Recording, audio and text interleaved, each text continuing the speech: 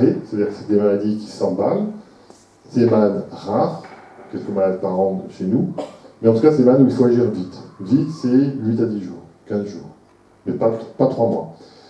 Et donc là, on est dans l'induction, et donc il y a des médicaments qui bloquent à ce moment-là l'inflammation quand il y a trop de poussée en quelques mois, notamment comme la méthoxantrone et de nouveau l'intenzumab.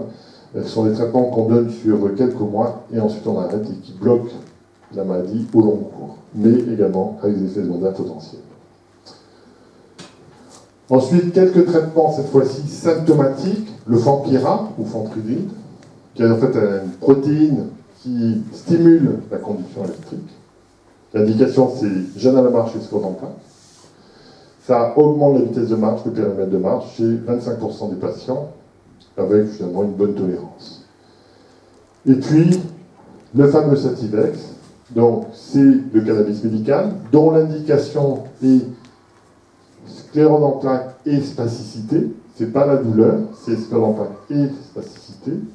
Aujourd'hui, ce fameux Sativex, en pulvérisation, n'est toujours pas commercialisé. Il a l'AMM, c'est-à-dire que les autorités de santé sont d'accord sur son bénéfice sur les malades, mais il n'est toujours pas remboursé pour un problème de prix, et donc aujourd'hui, on ne peut pas l'avoir.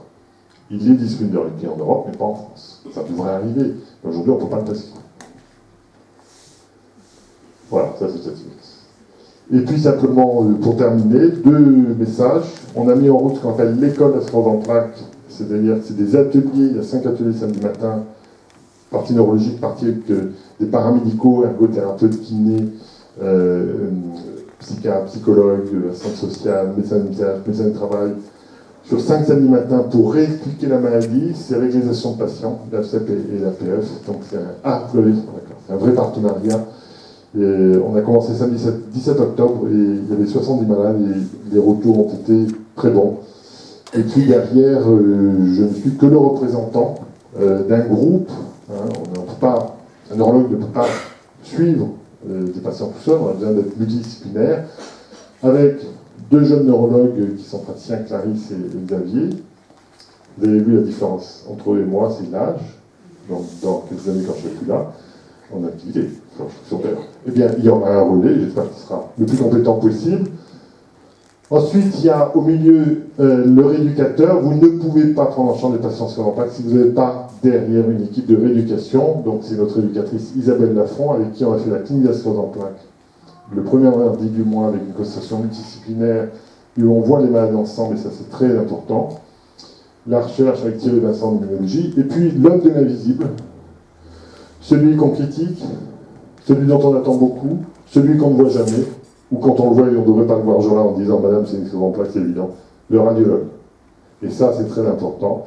C'est l'IRM, c'est la radiologue, c'est l'analyse du signal.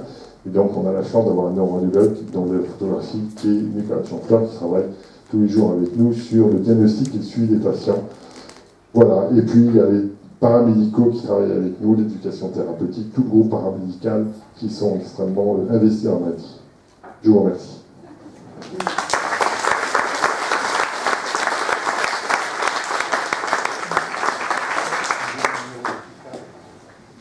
Bien, merci Monsieur Laboche de cette prestation fort intéressante et très pédagogue.